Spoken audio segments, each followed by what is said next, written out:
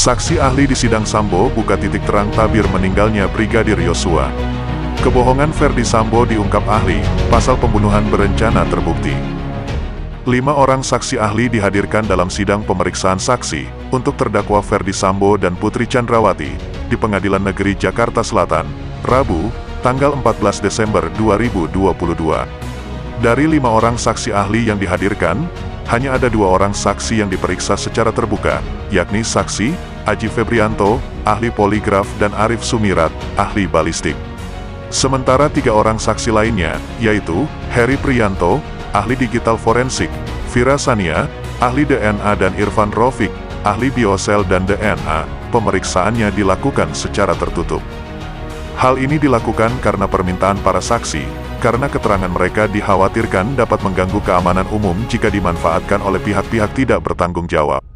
Untuk saksi pertama yang diperiksa oleh majelis hakim adalah saksi ahli poligraf, Aji Febrianto.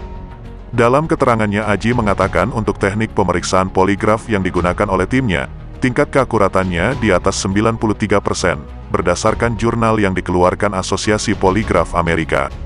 Mengenai hasil pemeriksaan poligraf untuk ke-5 orang terdakwa, hasil yang didapatkan adalah Ferdi Sambo dan Putri Chandrawati terindikasi berbohong.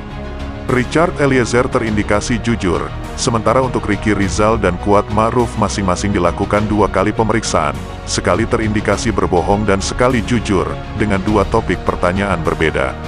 Untuk saksi kedua, Arif Sumirat, ahli balistik, diperoleh kepastian saat terjadinya peristiwa penembakan di Duren 3. Ada 2 jenis senjata api yang digunakan, yakni senjata Glock dan senjata HS. Hal ini diperoleh berdasarkan hasil uji balistik terhadap barang bukti proyektil dan selongsong peluru yang diserahkan oleh pihak Polres Metro Jakarta Selatan.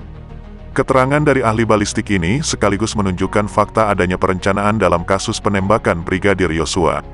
Senjata HS yang ditemukan di TKP adalah milik mendiang Brigadir Yosua. Sebelumnya diketahui senjata tersebut diambil oleh terdakwa Ricky Rizal dari kamar mendiang Yosua sewaktu masih di Magelang.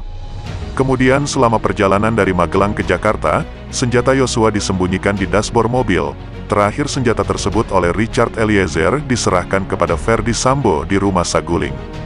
Sementara Ferdi Sambo dalam keterangannya mengatakan, setelah Eliezer menembak Yosua, lalu Yosua jatuh dalam posisi tengkurap, Sambo kemudian mengambil pistol HS yang dilihatnya berada di pinggang Yosua. Setelah itu dia menembaki dinding menggunakan senjata tersebut untuk menimbulkan kesan telah terjadi peristiwa tembak-menembak bukan pembunuhan.